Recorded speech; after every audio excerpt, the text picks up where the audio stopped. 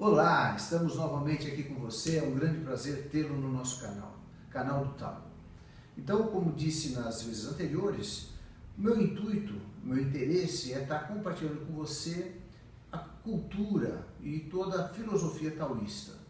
Mas para que isso a gente possa dar prosseguimento, vou pedir para vocês nos ajudar compartilhando, você se inscrevendo no nosso canal, para que a gente possa estar transmitindo com maior intensidade. Bom, hoje eu tenho o interesse de estar conversando com você um pouquinho da história do Tao. Tao é uma filosofia taoísta, é uma filosofia chinesa taoísta. Quem estuda essa filosofia chama taoísta, quem estuda a filosofia Tao. Ela existe, pelo menos documentada, há mais de 5.000 anos. Com certeza ela é muito mais antiga que isso, mais escritos, que nós temos documentados, são 5.000 anos de tradição. Existem várias linhagens, porque em 5.000 anos muitos mestres passaram esses conceitos e essas informações para chegar até a gente. Eu vou estar falando sobre alguns sustentáculos, algumas bases do taoísmo para vocês durante vários programas, não só hoje, evidente, mas a gente vai estar conceituando para vocês, que eu acho que é importante para que possamos estar entendendo o fundamento. O taoísmo fala que inicialmente existia o Di. O Di é o vazio da onde tudo é proveniente.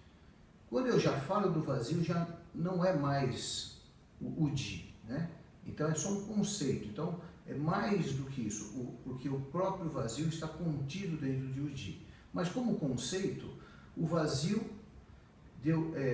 nós podemos falar que é o Di. O Di, quando começa a se dividir em dois, nós temos duas forças opostas complementares, os taoístas deram os nomes de Yin e Yang, como está nessa minha camiseta. Esse símbolo redondo aqui no meio seria o símbolo do Di, e aqui eu teria o Yang, essa parte branca, e o Yin, essa parte preta. Observamos que dentro do branco nós temos um risco preto, ou em alguns desenhos nós temos uma bolinha branca, uma bolinha preta, mas não tem problema, é só didático. E dentro do preto eu tenho um risquinho branco. Isso aqui quer dizer jovem Yin dentro do Yang e jovem Yang dentro do Yin. A ideia do jovem é que ele está crescendo, desenvolvendo. Então, o que acontece aqui? Esse jovem Yin, ele vai crescer, desenvolver, de tal forma que ele vai chegar na idade adulta e ele completou toda essa parte branca em preta.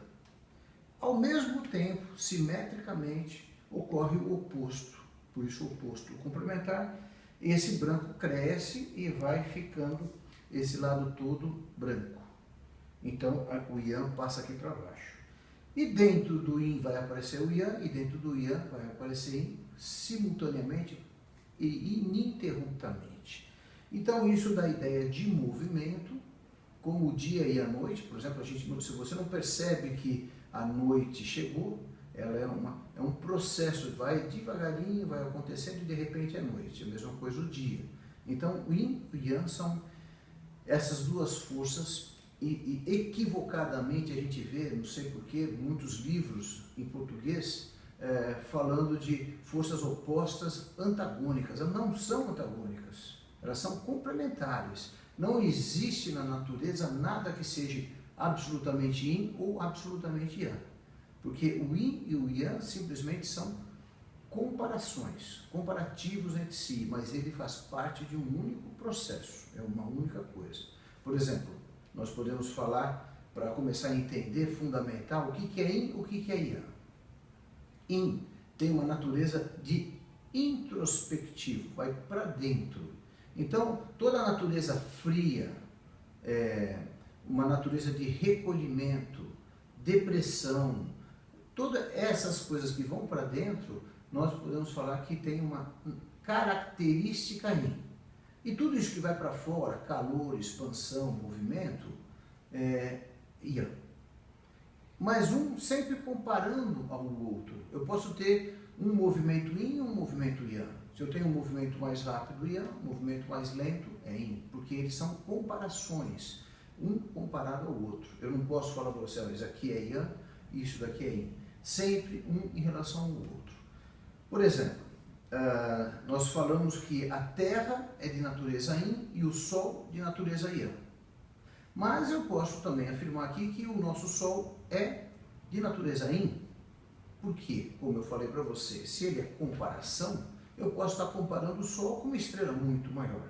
Mas para isso, a gente fica num processo que não conseguimos terminar essa discussão, então foi estabelecido determinados padrões de comparação.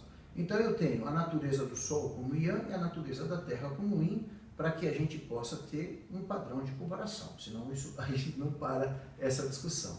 Então, tudo que vem de cima é Yang. O Sol, a energia que vem do Sol é Yang. Tudo que vem da Terra, a energia que vem da Terra é natureza Yin. E os dois são sempre complementares, eles sempre se unem formando uma única coisa que nós chamamos de energia Qi. A energia Qi, ela é bipolarizada, em Yin e Yang. Qi é uma coisa só.